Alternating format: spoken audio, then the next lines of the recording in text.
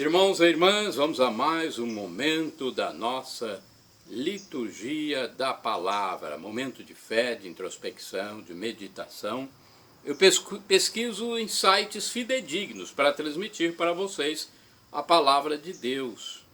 Portanto, você pode confiar aqui nos meus endereços telemáticos, @Paulo Roberto Maciel 7919. Você vai ao YouTube, vai ao blog, ao Instagram e ao Facebook. Pode colocar também Paulo Roberto Maciel e consegue chegar aos meus endereços telemáticos. Eu vou transmitir a liturgia referente ao dia 11 de janeiro de 2024, quinta-feira, primeira semana do tempo comum. Estamos no ano B, quando a referência é o Evangelho de São Marcos, o segundo do Novo Testamento. A cor dos paramentos litúrgicos é verde. No rito temos a missa, escolha o prefácio do tempo comum. Primeira leitura é a leitura do livro do profeta Samuel, primeiro livro, capítulo 1, capítulo 4, versículos do 1 ao 11. Então, primeiro livro de Samuel, capítulo 4, versículos do 1 ao 11. Naqueles dias, os filisteus reuniram-se para fazer guerra a Israel. Israel saiu ao encontro dos filisteus, acampando perto de Eben-ezer. Enquanto os filisteus, de sua parte, avançaram até Afé e puseram-se em linha de combate diante de Israel. Travada a batalha, Israel foi derrotado pelos filisteus, e morreram naquele combate em campo aberto cerca de 4.000 homens. O povo voltou ao acampamento e os anciãos de Israel disseram: por que fez o Senhor que hoje fôssemos vencidos pelos filisteus? Vamos a Silo buscar a arca da aliança do Senhor, para que ela esteja no meio de nós e nos salve das mãos dos nossos inimigos.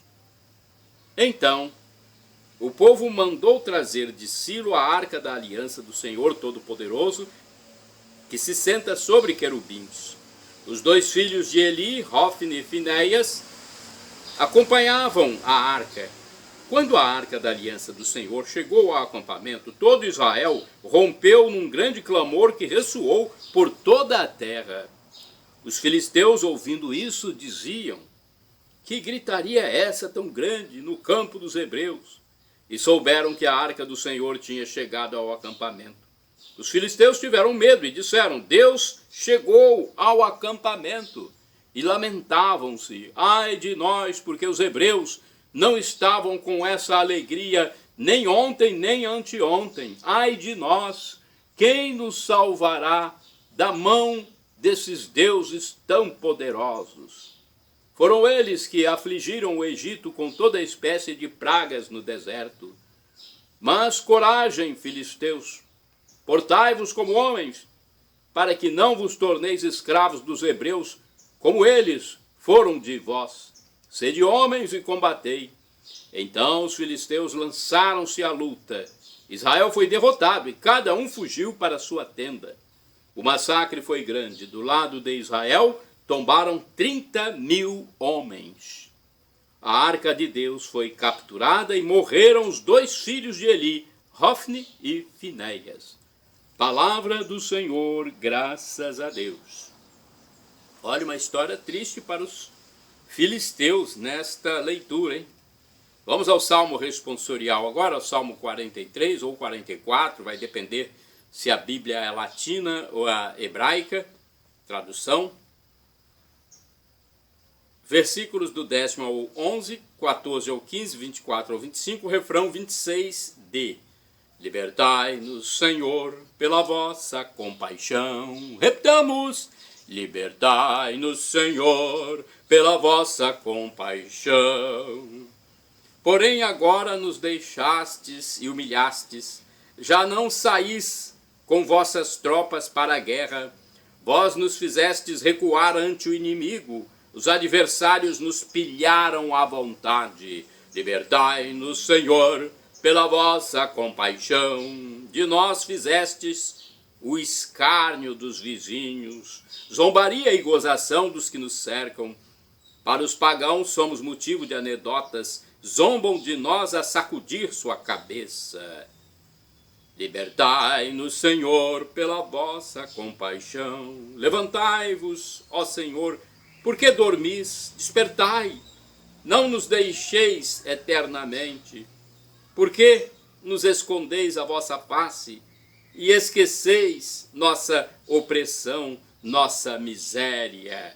Libertai-nos, Senhor, pela vossa compaixão. Repitamos, libertai-nos, Senhor, pela vossa compaixão. Agora vamos ao Evangelho, aclamá-lo primeiro, depois proclamá-lo. É o Evangelho escrito por São Marcos, capítulo 1, versículos do 40 ao 45. Aleluia, aleluia, aleluia, aleluia, aleluia, aleluia, aleluia, aleluia, aleluia, aleluia, aleluia. Jesus pregava a boa nova, o reino anunciando, e curava toda espécie de doenças entre o povo. Aleluia, aleluia, aleluia, aleluia, aleluia, aleluia, aleluia, aleluia, aleluia, aleluia, aleluia. Naquele tempo, antes vamos nos benzer, o Senhor esteja convosco, Ele está no meio de nós. Proclamação do Evangelho de Jesus Cristo, segundo São Marcos. Glória a vós, Senhor. Glorifiquemos a Deus e nos benzamos. Pelo sinal da Santa Cruz, livra-nos Deus, nosso Senhor, dos nossos inimigos. Naquele tempo, um leproso chegou perto de Jesus e de joelhos pediu: se queres, tem o poder de curar-me. Jesus, cheio de compaixão, estendeu a mão, tocou nele e disse: eu quero, fica curado. No mesmo instante, a lepra desapareceu e ele ficou curado. Então Jesus o mandou logo embora, falando com firmeza: não contes nada disso a ninguém. Vai, mostra-te ao sacerdote, oferece pela tua purificação o que Moisés ordenou como prova para eles. Ele foi e começou a contar e a divulgar muito o fato. Por isso Jesus não podia mais entrar publicamente numa cidade, ficava fora em lugares desertos e de toda parte vinham procurá-lo. Palavra da salvação, glória a vós, Senhor. Vamos refletir agora sobre a liturgia da palavra, o que ouvimos. Olha, encontrando com Jesus Cristo nesta nossa celebração, vamos pedir que Ele nos limpe de tudo que nos impede de crescer em comunhão com seu amor e seus ensinamentos. A Arca da Aliança era a presença visível de Deus no meio do seu povo e para eles era o próprio Deus quem vencia as guerras. Seus inimigos sabiam disso, conforme o primeiro livro de Samuel, capítulo 4, versículo 3. Mas pouco a pouco foram deixando a arca de lado, passaram a confiar nas suas próprias capacidades e estratégias, pois sempre saíam vitoriosos nas batalhas e nas guerras, conforme o primeiro livro de Samuel, capítulo 4, versículo 1.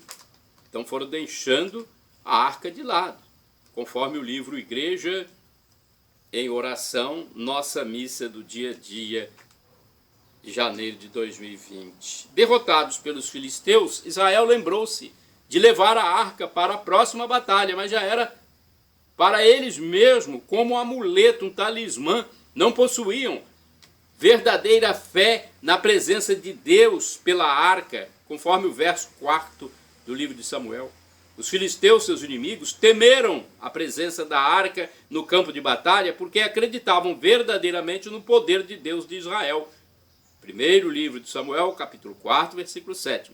Os filisteus venceram e capturaram a arca. É costume de muitos cristãos levarem consigo uma cruz, uma medalha, um escapulário, um terço no pescoço, pois se sentem protegidos. Se não temos uma vida de fé comprometida, de fidelidade e respeito a Deus, esses objetos se tornam apenas amuletos. E se não formos cuidadosos e prudentes, incorreremos também em sérios perigos. Que Deus nos livre dos perigos pela nossa fé e confiança nele. Bem, não tem uma reflexão neste livro sobre o Evangelho, que falou do leproso curado, né? Pois é, vamos saber se existe aqui uma reflexão. Acho que temos aqui os leprosos. É do livro Deus Conosco, janeiro de 2023. Os leprosos viviam separados. Ninguém podia estar com eles, nem muito menos tocar neles. Se alguém se aproximava, eles deviam gritar impuro, para evitar qualquer contato.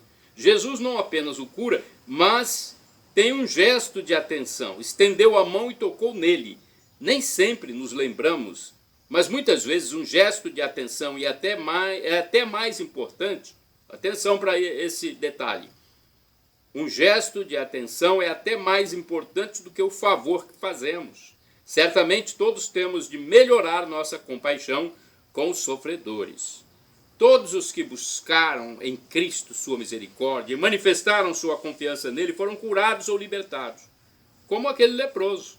Se queres, tens o poder de curar-me. Condenado como estava à marginalização e exclusão, recuperou sua dignidade em Cristo. É a mesma palavra de Cristo hoje que liberta, salva e devolve a vida. Temos mais uma reflexão do livro Palavra e Vida 2013, dizendo o seguinte: o leproso era e é um marginalizado na sociedade. De repente fica limpo. Como não contá-lo? É impossível ficar calado, agir como se nada tivesse acontecido. Podemos colocar-nos em seu lugar e é certo que contaríamos a todos, pois a alegria seria enorme. O doente volta a ser uma pessoa com vida social, já não é aquele a quem todos olham com nojo, com desprezo. Este é o grande milagre de Jesus, é capaz de integrar os marginalizados à vida social, acolhê-los, fazê-los novamente membros da família humana. Para Jesus, ninguém está fora desta sagrada família dos filhos de Deus. Boa reflexão. Agora vamos aos santos do dia 11 de janeiro. É santo de 11 de janeiro, Santo Higino, Papa. Segundo uma tradição antiga, Higino era um filósofo de origens atenienses. Foi eleito Papa em 138 e teria sido martirizado durante a perseguição do imperador romano Antonino Pio. Combateu com base nos evangelhos a heresia agnóstica, que pregava uma dupla religiosidade para simples e erudito. Santo Higino, Papa. Vamos ao santo do dia 11 de janeiro, São Pedro de Cesareia, mártir. Pedro preferiu ser queimado vivo ao invés de negar a sua fé cristã. O jovem encontrava-se em Cesareia, na Palestina, no período da perseguição do imperador Maximino, que não teve pena de sua tenra idade. Abselamo, ou Bálsamo, como era chamado, foi martirizado no século III. Santo do dia 11 de janeiro, São Paulino de Aquileia, bispo. Paulino, teólogo e músico, era natural de Cividale, atual Friuli. Era um dos 7 sábios que Carlos Magno havia escolhido para unificar a Europa. Em 787 foi bispo de Aquileia e se dedicou à reforma da igreja. Como evangelizador da Eslovênia, participou dos concílios até a sua morte no ano 802. Santo do dia 11 de janeiro, São Teodósio. Segundo o endereço telemático A12, Teodósio nasceu em 423 na Capadócia, hoje Turquia, recebendo sólida formação cristã na família. Jovem, impressionou-se com a história de Abraão, sentindo-se como ele, chamado a partir para o lugar que Deus lhe mostrasse. Fez então uma peregrinação à Terra Santa, onde conheceu São Simeão Estilita, que profetizou ser ele escolhido por Deus como instrumento de salvação de muitos. Decidiu levar vida religiosa num convento próximo à Torre de Davi, e seus progressos na vida espiritual monástica levaram a que lhe fosse oferecida a provedoria de uma igreja de Nossa Senhora perto de Belém. Mas as constantes visitas não eram compatíveis com a vida solitária que desejava, e por isso mudou-se para uma gruta isolada, onde viveu 30 anos. Mas sua fama de santidade pela humildade e caridade atraiu discípulos, de modo que acabou organizando regulamento para uma comunidade que chegou a ter 400 monges. Ali ele construiu uma hospedaria para os peregrinos e um hospital com setores feminino, masculino e para doentes mentais. Tudo era mantido pela providência divina, na qual Teodósio confiava ilimitadamente. O bispo de Jerusalém, conhecendo a santidade e capacidade administrativa de Teodósio, nomeou-o arquimandrita, superior geral dos monges da Palestina. Juntamente com São Sabas, outro mestre do monaquismo, Teodósio defendeu a fé contra a heresia monofisita, que negava a distinção das naturezas divina e humana de Cristo. Como o imperador Anastásio apoiasse os hereges, foi perseguido e exilado, mas não muito tempo depois voltou a Jerusalém após a morte do imperador. Faleceu em 529 com 105 anos. Seu mosteiro durou mais de um milênio, quando foi destruído pelos muçulmanos. Os monges gregos ortodoxos o reconstruíram no início do século XX. Olha, esse texto é uma colaboração do canal A2.